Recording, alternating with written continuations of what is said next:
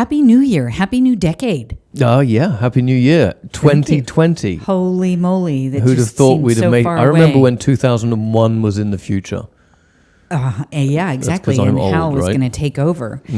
But let us carry on where we left off from 2019, way back then, in our Discovery Matters episode. I think we should concentrate on, what helps us understand life science. And that's a subject that I think is important every day in our topsy-turvy world. So something that helps us understand. Is it Google?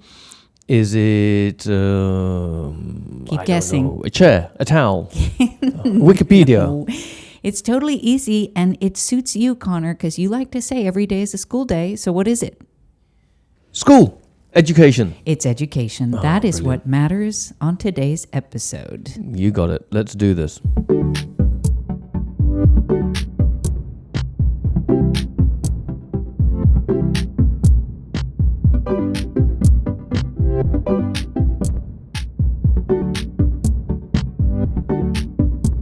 All right, I went looking for what is special about education in life sciences, specifically within biotechnology, which we are obviously talking about every time we get together for an episode of Discovery Matters.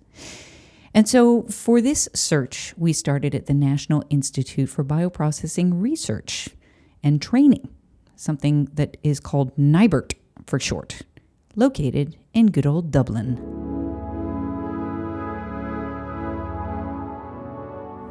Hello, my name is Cillian O'Driscoll, and I am the Director of Projects at the National Institute for Bioprocessing Research and Training, more commonly known as NIBRT, and we are based here in Dublin in Ireland.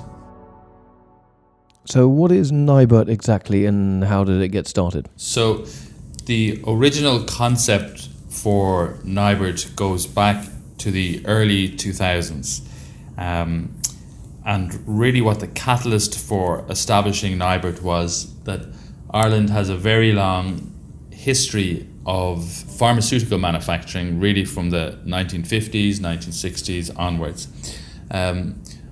But around the 2000s, we started to hear from key clients that the types of molecules that they were manufacturing was beginning to change. While there was still a very strong emphasis on small molecule, that really a very significant growth area was in the large molecule or biologics area. And that in order for Ireland to be an attractive place for companies to establish large-scale biopharmaceutical manufacturing facilities, really what was needed was to make sure that we had the talent and the workforce of engineers, scientists, quality folks, operators, technicians who were very comfortable in manufacturing of large-scale biologics. Okay, so walk me around the training facility at NIBRT. What does it look like for those of us listening? Well, as Cillian can tell you, it is an impressive sight.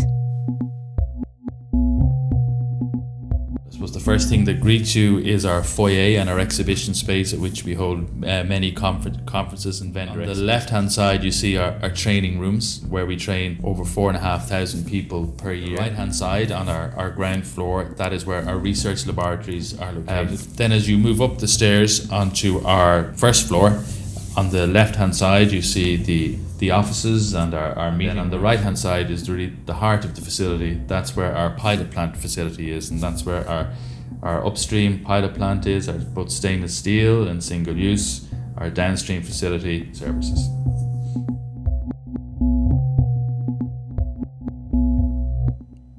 Sounds like they've got all the toys. It's really well equipped, at least.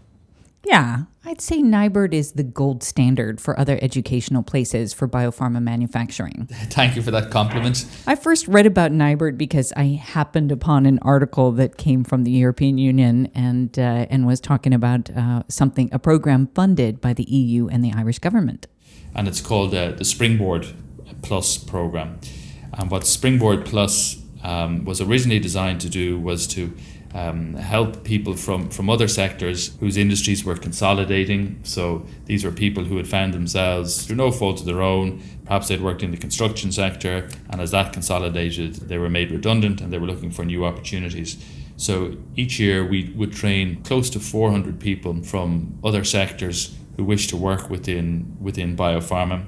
So they might come without a science background, without an engineering background, and we would take those folks, work very closely with them, help develop their competence, their confidence, introduce them then to our biopharma clients. And as I mentioned, each year we train around 400 of them, and the very significant majority of our Springboard Plus clients would go on to have very successful career opportunities within these blue chip biopharma companies. So it's never too late. You're never too old to learn a new skill. It's never too late to become a scientist. Absolutely not. But the main reason I got a hold of Killian was to talk about something called Biopharma 4.0. Sounds super trendy, right?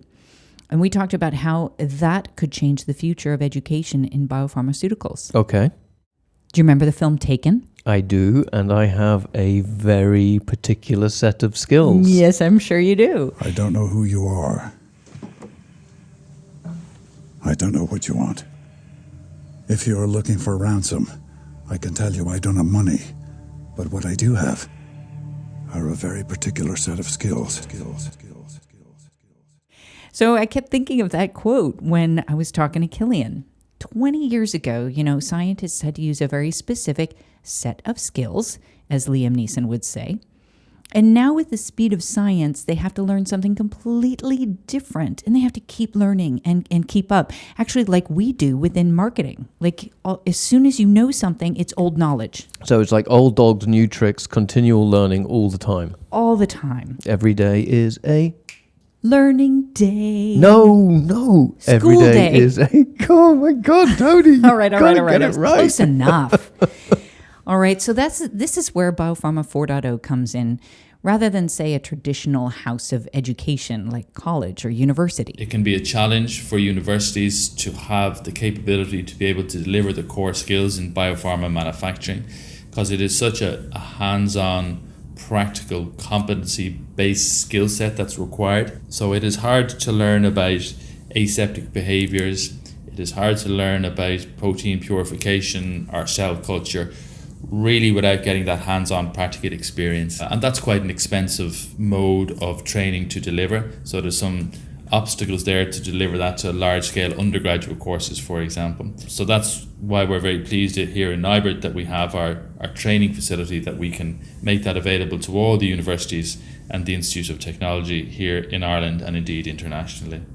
Certainly over the last number of years, we've started to hear very strongly about Industry 4.0, which is essentially the impact of digitization on manufacturing. Some other manufacturing sectors, such as the automobile industry, the aeronautical industry, have moved quite considerably in this direction, but biopharma and the pharmaceutical industry in general hasn't moved. And again, for some very genuine reasons, the highly regulated nature of our industry. But there's no doubt that the impact of 4.0 technologies is attracting a lot of attention. It can be a challenge to implement within a biopharma manufacturing facility. So we are very lucky to have this wonderful opportunity to develop some of these technologies and trial them here within NIBRT, and to develop use cases for what technologies work, what technologies create efficiencies, and what have meaningful impact on biopharma manufacturing. So Killian said something really interesting back there. He compared biopharmaceuticals with the automotive industry.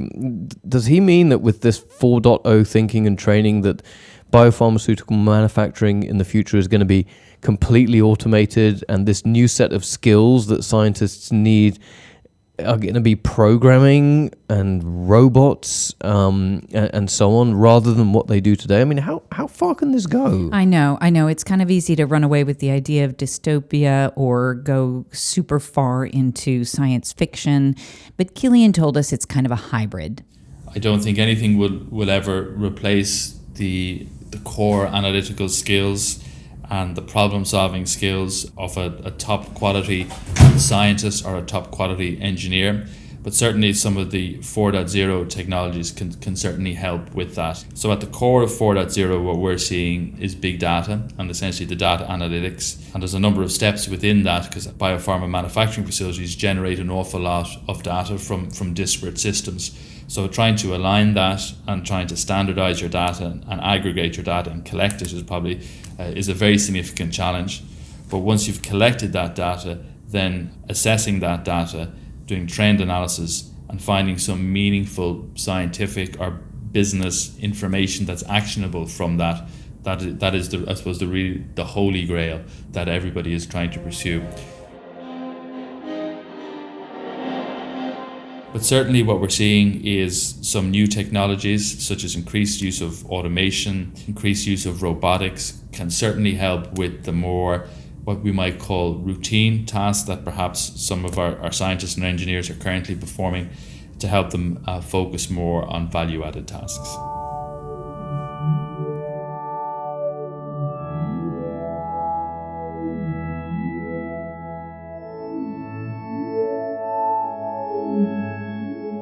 Okay, let's say goodbye now to Cillian and Dublin. Bye guys, bye. And let's look deeper into something he mentioned back there. Universities and how they are approaching this question about the future of education. So let's hop over that big Atlantic Ocean and visit Pennsylvania.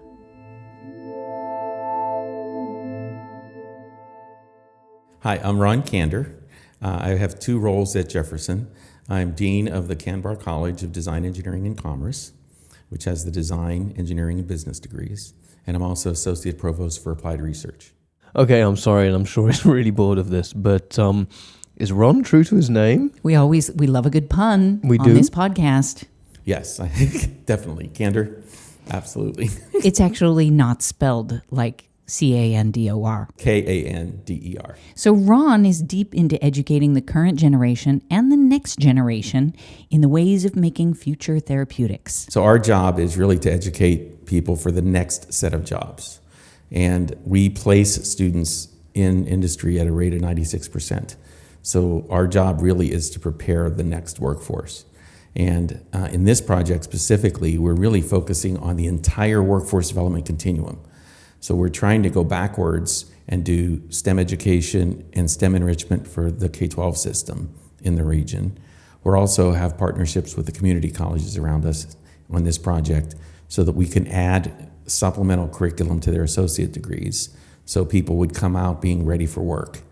And then also our own undergraduate and graduate degree programs, which range from engineering to life sciences to biotechnology, that we can add content on biopharmaceutical processing to prepare them for industry. And then most importantly, we have the workforce development component of this, that is the training and retraining of current working professionals. Because we are, obviously things change so fast now that we're in a lifelong learning mode, and people have to continue education for their whole career. So this part is bringing professionals back for retraining. So, candidly, what does Ron see as the Oh, very demands nice. on a person entering or staying in the biopharmaceutical workforce today? Well, for Ron, it all comes down to one statistic. Half of the drugs that are in the R&D pipeline are biologics. When I talk to the professionals in the industry, the single biggest risk to the supply chain is trained people. So individuals' ability to continuing learning is now more important than what they know at any given point in time. So the whole hiring process is changing because you don't hire a person for what they know anymore. You hire them for what they can do and what they'll be able to learn to do as you move forward. So it's really interesting. It's changed completely. That education is no longer about information, it's about experiences. Because the information now is very easy to find. So if you just need a fact, you're not going to pay $40,000 to go to a university to learn a fact. You can look it up on Google. Right? So what is it about the experience that differentiates you from other employees? Okay, so we know that, but how does Ron then, as the dean of a university, deal with that? I tell my faculty that their job is to supply education, experiences, and employment, the 3 E's, for their students. But that's not what we measure. We measure, as a university, the economics, we measure the enrollment, and we measure the esteem. So 3 completely different E's now. Different E's. So my job as dean is to translate between those 6 E's. So my faculty are providing the actual services. My job is to then measure, have metrics that show that we are doing those in such a way that we meet those other 3 E's. And that's really where education's going in the 21st century now, is because if you only focus on the services you provide to a student, society won't understand the value proposition of why a university exists. And in fact, you see that all over the place, right? The discussions about the value of education. It's not about the cost of education, it's about the value of education. And and again, I'll use that number, if you spend $40,000 a year for 4 years to get a bachelor's degree, that number alone is irrelevant. It's what's that compared to the value that you create for yourself as an individual in terms of you as a product, right? So it's no different than the supply chain of a product, right? As you run a product through a supply chain, it increases in value. As you run an individual through a university, you're increasing their value to society. If that value increase is bigger than the cost of tuition, you win. And listening to all of this, there was something at the back of my head that was kind of going scratchy, scratchy, scratchy. Don't tell me about the students. Exactly, about the students. And you're worried about kids today and how, without generalizing too much and sounding as old as we are, it seems that so many of them just want to be YouTube stars and make their $1 million when they're 19 and be influencers. I don't even need to and so on. participate in this conversation. You've got it all. That's exactly what I'm thinking. So I asked Ron, how does he talk to those kids? Except he kind of shut me down when I asked him about this. And instead, he showed me the hope that I'd been looking for throughout these discussions about education. Well, see, I disagree with that premise. If I look at the students that I have in my college, they are way more savvy in understanding how they're going to bring value to society than any of us realize. And I've said this many times. If you only look at what's on TV or what's in the news, you feel like the world's going to go to hell. When you work on a campus, and I get to be around the students that I'm around, if these are the people running the world when I'm 95, I'm good, because they get it. They completely get it. And in fact, they get it better than I did when I was in college. I'll be honest, when I went to college, I became an engineer, and this is embarrassing to say because they made the most money. Right? I mean, I didn't think about the impact of my job on society back then, when you're as an 18-year-old guy, let's face it. So, but now these 18 to 22-year-old kids come in and they want to know how they're going to change the world. What are they going to do to make the world better? And they see this field, the bioprocessing field, the biologics. I was on the bus today on the way up here with a millennial, and he said his father died of cancer, and his father was in a biologics trial in California, and it extended his life by 4 to 6 months. And he said he could never give back enough to the industry who gave him his dad for an extra 4 to 6 months. And he doesn't care how much money he makes. He's interested in how could he do that for somebody else. So, and that is not uncommon. These kids get it.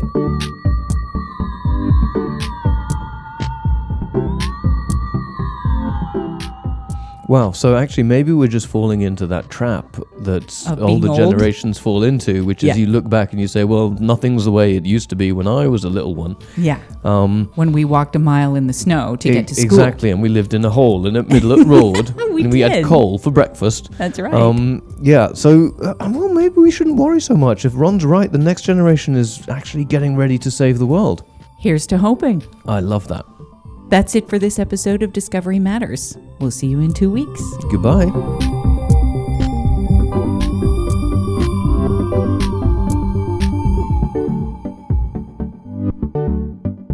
Our executive producer is Andrea Killen. Discovery Matters is produced in collaboration with Soundtelling. Production and music by Thomas Henley. Hey, give us a rating on your podcast app while you're there. We'd love to hear what you think. Press the buttons with stars on it. Thanks very much.